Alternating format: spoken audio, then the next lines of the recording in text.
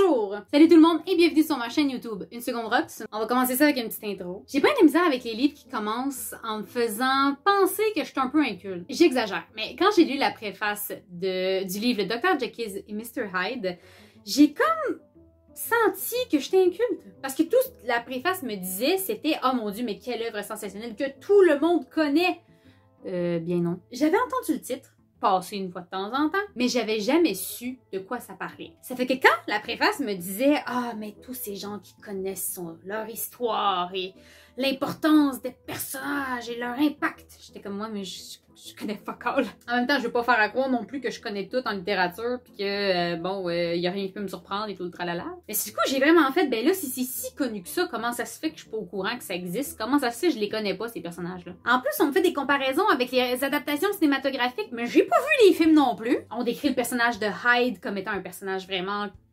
crapuleux et dégoûtant et qui a souvent été joué dans l'excès dans la cinématographie. Donc, ils l'ont poussé à l'extrême.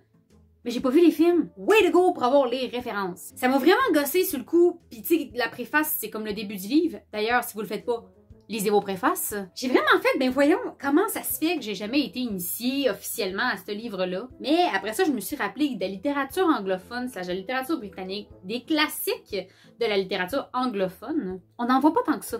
On en voit très peu. Généralement, quand tu vois un livre qui a été traduit de l'anglais dans ton parcours, ça va probablement, du moins au Québec, être une œuvre américaine. Pourquoi? Parce que c'est nos voisins d'à côté.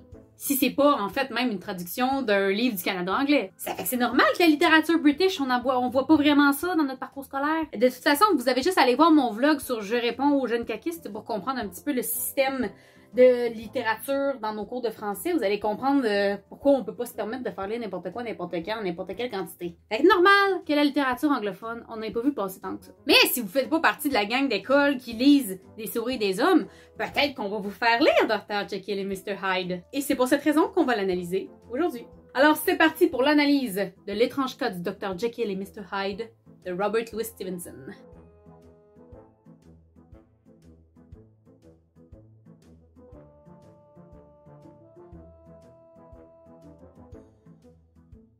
Né en 1850 à Edinburgh et décédé en 1894, donc à l'âge de 44 ans, Robert Louis Stevenson est un écrivain écossais qui en a profité, malgré sa courte vie, pour voyager partout à travers le monde. À 17 ans, il entre à l'université d'Edinburgh pour aller étudier l'ingénierie, mais très rapidement, il se rend compte que ça ne tente plus finalement et il redirige ses trucs vers le droit. Ce qui est un peu useless au final, parce que dès qu'il a appris qu'il voulait devenir écrivain, il n'a jamais pratiqué le droit de sa vie. Son premier texte a été publié pendant ses études. Rhodes a été l'essai qui a marqué le début de son écriture et qui se concentrait au début sur ses premières expériences de voyage. C'était pas mal la lignée qu'il avait choisie dans ses débuts d'écrivain. Mais il est grandement reconnu aujourd'hui pour avoir amené l'art de la nouvelle au Royaume-Uni. Je dis les nouvelles parce que je décris là-dedans, en disant les nouvelles, des premières courtes histoires qui ont commencé à voir le jour plus aux États-Unis, en France et en Russie vers la moitié du 19e siècle. Et Stevenson était le premier à maîtriser cette nouvelle forme d'écriture au Royaume-Uni. Son roman L'île au trésor, publié en 1883, fait aussi partie des grands classiques de l'auteur qui sont lus dans nos écoles secondaires, mais on y reviendra. Et comme la quantité de ses œuvres exponentielles est beaucoup trop longue pour que j'en fasse la liste complète, ben on va se focusser sur le roman d'aujourd'hui. Strange Case of Dr. Jekyll and Mr. Hyde a été publié pour la première fois en 1886. Le titre varie souvent pour ce qui est de la traduction française. Je vais y aller avec l'étrange cas du Dr. Jekyll et Mr. Hyde parce que c'est le titre dans la version de la traduction que moi je l'ai lu, mais ça se peut que votre traduction du titre diverge d'un cas à l'autre. Je peux vous en faire une petite liste ici de différentes traductions du titre qui a été utilisée, mais comme vous pouvez voir, c'est pas mal autour des mêmes mots. À un moment donné, il n'y a pas 10 000 façons de traduire Strange Case of Dr. Jekyll and Mr. Hyde. Considérant que ça prend quand même le nom des deux personnages, puis bon, ça t'as juste Strange Case, c'est comme tout. Hey gars, je fais pas un cours d'anglais, on continue. Il y a eu des dizaines d'adaptations cinématographiques depuis l'apparition première du roman. On se rappelle que les années 1800, ça date d'un bout, fait qu'ils ont eu en masse le temps de faire plein de films s'ils voulaient là-dessus. Mais l'influence des personnages de Jekyll et Hyde ont vraiment plus une étendue qu'on ne soupçonnerait pas. Autant dans les sphères de la littérature que du cinéma. Selon les dires de Stanley lui-même, ce serait la combinaison du personnage de Frankenstein, de Mary Shelley, et du Dr. Jekyll et Mr. Hyde de Stevenson qui l'aurait inspiré à créer le personnage de Hulk. Les Marvel Comics, là, Bruce Banner, le dude qui vire en gros bonhomme vert. En tout cas, moi, j'ai vu tous les films de Marvel, je suis grande fan. Ça m'a quand même, genre, bien impressionné de voir cet élément-là. Bref, la réputation de l'auteur a ses précédents. Et la grandeur de ses œuvres a pris une ampleur en international.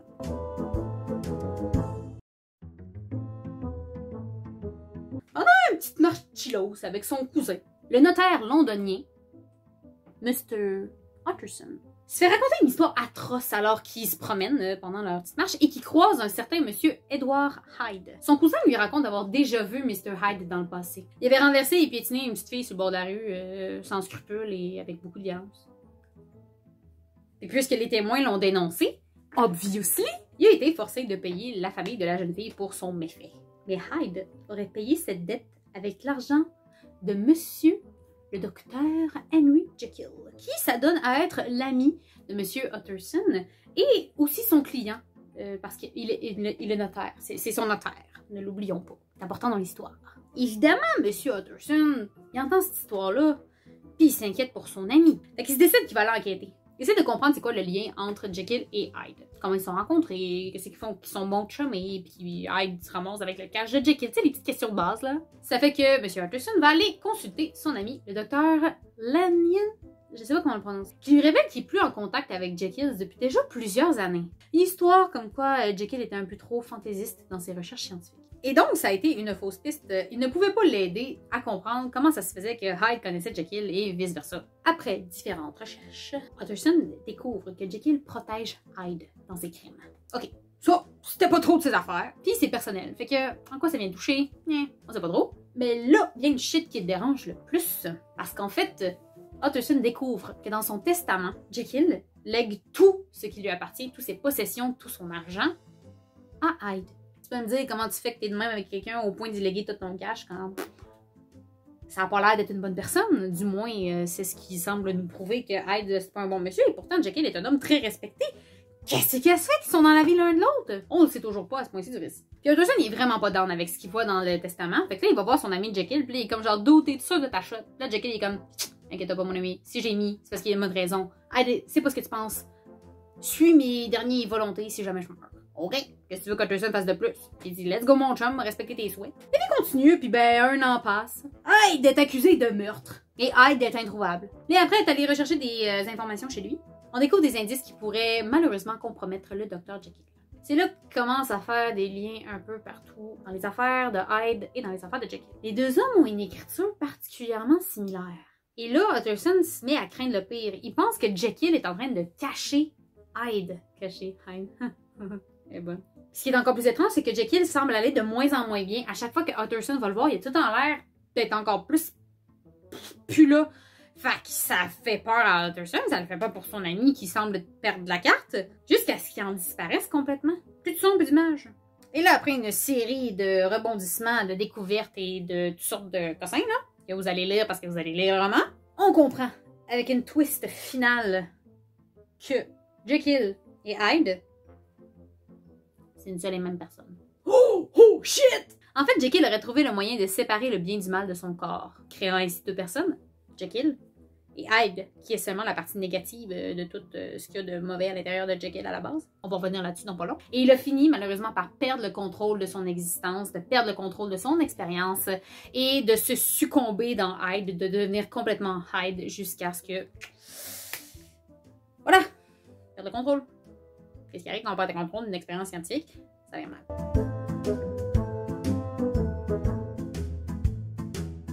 Mais donc, le 19e siècle a été une grosse époque où tout le monde écrivait sur des scientifiques fous qui dépassaient les expériences puis la moralité, tu sais. Mettons qu'ils défiaient pas mal toute la science pour le regretter après. Le Double de Dostoïevski. L'Homme invisible de H.G. Wells. Le Portrait de Dorian Gray d'Oscar Wilde. Et bien sûr, Frankenstein de Mary Shelley. Et ça, ce n'est que parmi les plus connus. Plutôt que de sembler suivre la vague de popularité qu'avait ce genre-là à l'époque, Stevenson raconte dans plusieurs de ses biographies, de ses descriptions de comment il en est venu à écrire l'histoire de Jekyll et Hyde, qu'il a été inspiré à partir d'un cauchemar. Ça a l'air qu'il faisait bien ça, ce monsieur-là. Il souffrait de terreur nocturne depuis vraiment un certain temps, et une fois où sa femme le réveillait pendant un de ses affreux rêves, il s'est réveillé et il lui a raconté l'histoire de Jekyll et Hyde. C'est un roman d'environ 140 pages dans l'édition française, à peu près dans la version que moi j'ai lue. Ça peut varier en fonction de la maison d'édition, du format que vous avez aussi, c'est pas quelque chose de standard. Mais n'oublions pas que c'est un style de nouvelle, donc par définition, est une histoire courte, donc en quantité,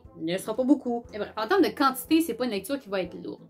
Et comme avec le titre, la tradition va varier d'une édition à l'autre. Ce sera pas toujours la même chose, il va y avoir des variations. On n'est pas dans un parler ou une traduction entre guillemets dit moderne, où c'est une langue qui se ressemble d'une certaine façon à la langue qu'on parle aujourd'hui, mais pas du tout, bien évidemment. On se rappelle que ça a été écrit au 19e siècle. Ça fait qu'on a l'impression de parler comme c'était au 19e siècle dans un français international. Ça répond au style de l'époque. Un peu vieillot, vous allez me dire. Mais qu'est-ce que tu veux, c'est pas moi qui fais les règles. Ça ajoute un style nice, je trouve. La narration se fait par le notaire Utterson. À nous de débattre si, parce qu'il est le narrateur et que c'est son point de vue de l'histoire qu'on raconte, est-ce que c'est vraiment lui le personnage principal? Ou bien il devrait être considéré comme un narrateur témoin parce qu'en réalité, c'est pas son histoire vraiment qu'il nous raconte, mais plutôt l'histoire de Jekyll et Hyde. Je lance la question dans les airs comme ça. On mentionne des termes légaux et des termes scientifiques, mais inquiétez-vous pas, c'est bien décrit dans le roman et leur utilisation, leur explication. Vous n'aurez pas besoin d'aller faire des recherches de système législatif et non that shit. C'est bien mis en contexte. Comme je l'ai dit, c'est un texte qui est court, qui se divise en chapitres. Ça peut peut-être faciliter l'évolution de la lecture pour certains, parce qu'il y a des chapitres qui sont vraiment très très courts, qui ne durent à peine que quelques pages. Ça fait que des fois, c'est le fun à lire ces petits romans-là, parce que tu avances plus vite dans ta lecture, donc tu as plus de chances de le finir. C'est le fun. Finir son roman obligatoire là, avant son examen, là, c'est une bonne idée!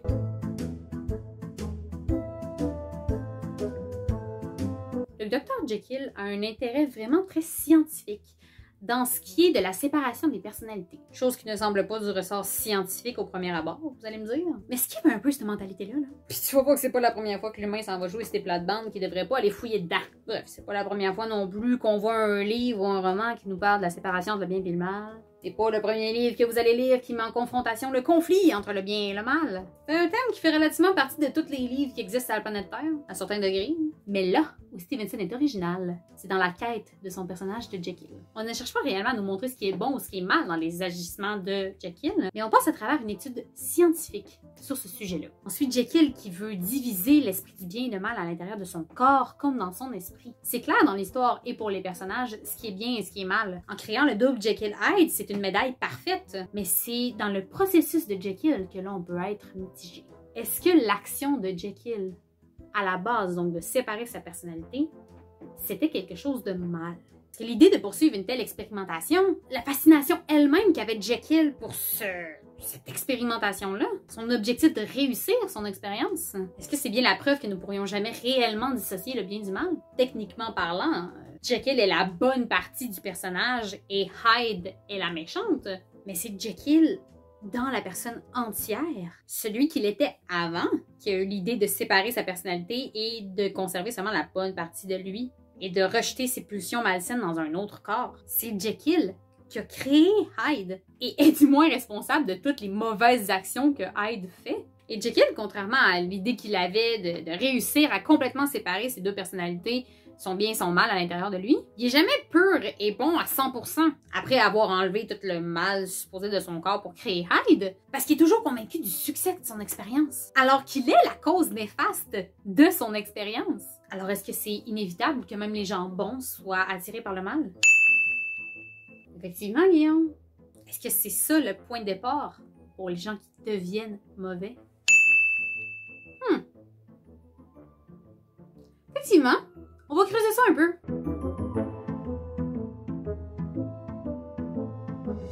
Qu'est-ce que le héros et le anti-héros? Certains d'entre vous le savent probablement déjà, mais on va passer à travers ça 2 petites secondes parce que c'est vraiment en thème avec Jekyll et Hyde. Alors, le héros et l'anti-héros, qu'on pourrait aussi appeler le protagoniste et l'antagoniste. Alors, notre héros, notre anti-héros dans une histoire classique, ça pourrait être par exemple Batman, le Joker. Ça, c'est simple. Batman, l'anti-héros. C'est drôle. Batman, le héros, et le Joker, l'anti-héros. Les deux sont dans un lien constant parce que s'il n'y a pas d'anti-héros, le héros il sert à rien. Pourquoi il serait héroïque s'il n'y a pas de personne à tuer, tu sais? Alors leur relation est très très très importante et c'est 2 points focus dans beaucoup d'œuvres. Parce que ça nous prend des mauvaises choses qui vont arriver à notre bon personnage, notre héros. Parce que sinon l'histoire va être plate en esti. Alors pour Jekyll et Hyde, qui est le héros, qui est l'anti-héros? Ça a l'air vraiment facile du premier abord si tu regardes un peu l'historique que j'en ai fait. C'est-à-dire Jekyll, ce serait la bonne partie, donc ce serait le héros. Et Hyde serait l'anti-héros, parce que c'est lui le méchant. Mais est-ce que c'est simple de même? Pas après ce que je viens d'essayer d'expliquer. Si on regarde ça d'un autre point de vue, Jekyll serait le héros et l'anti-héros. Cette phrase-là vient très bien résumer toute la grosse partie d'analyse que j'ai faite juste avant. Jekyll a créé son anti-héros. Son anti-héros, c'est lui. C'est une partie de lui qu'il a extériorisé, mais qui vient de lui. Sans Jekyll, il n'y a pas de méchant. Puis sans méchant, Jekyll n'a rien fait de mal. Fucké, pareil. Fait que d'après moi, selon ma constitution du héros, de l'anti-héros, Jekyll, c'est les deux.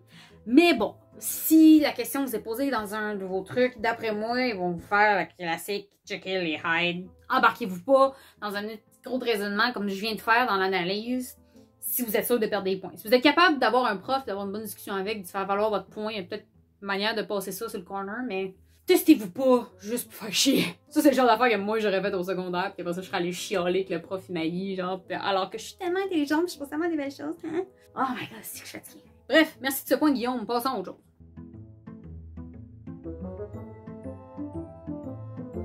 À cette époque-là, donc la fin du 19e siècle, la technologie, les découvertes scientifiques et tout ce qui semblait contredire l'éducation religieuse que les gens avaient eue, ça faisait peur au monde. Ça fait que c'était un excellent sujet de littérature. C'est parfait pour l'horreur dans la littérature. Parce que c'est le but, tu sais, de faire peur aux gens. Ça fait que ce qu'ils faisaient dans ce temps-là, c'est qu'ils faisaient des livres qui parlaient de l'évolution de la science et des possibilités de la science. Puis les gens avaient peur de tout ça parce qu'ils savaient pas ce que la science était capable de faire.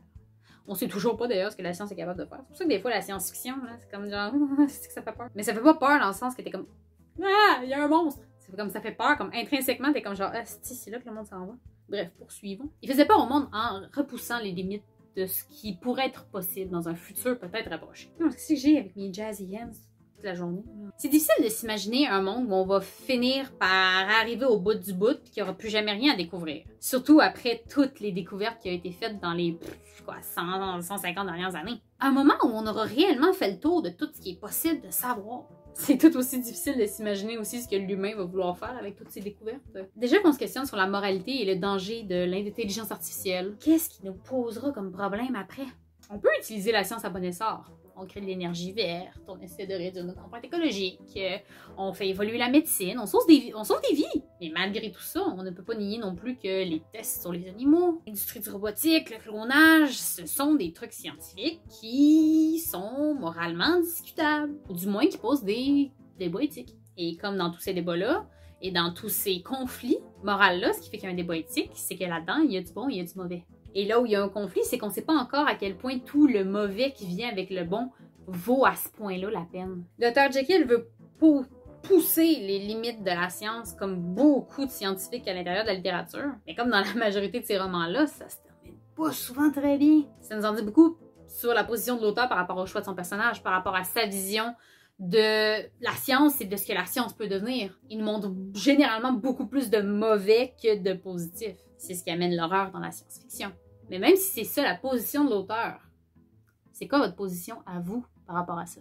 Dans le cas de Jekyll et Hyde, est-ce que selon vous, c'est quelque chose qui serait possible dans un futur plus ou moins loin de séparer ces deux capacités-là d'un être humain à être bon ou mauvais, de les séparer en deux personnes, de s'enlever, de s'extraire tout ce qu'il y a de méchant et de malsain en nous?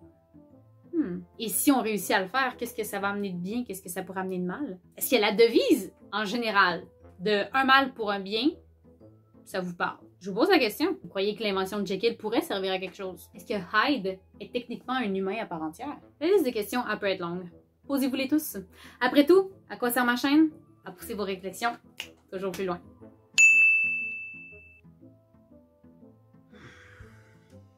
Ouais. Il a raison.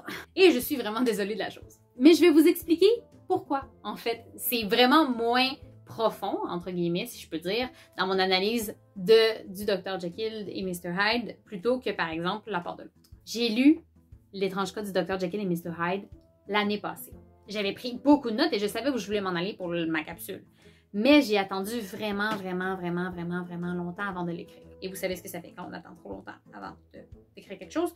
On perd beaucoup de ce qu'on voulait dire. Je pense pas que ma capsule devient obsolète. Au contraire, je pense que j'ai focusé vraiment sur les très grands points. C'est ce qui fait que j'ai l'impression d'aller vraiment juste en surface de l'œuvre.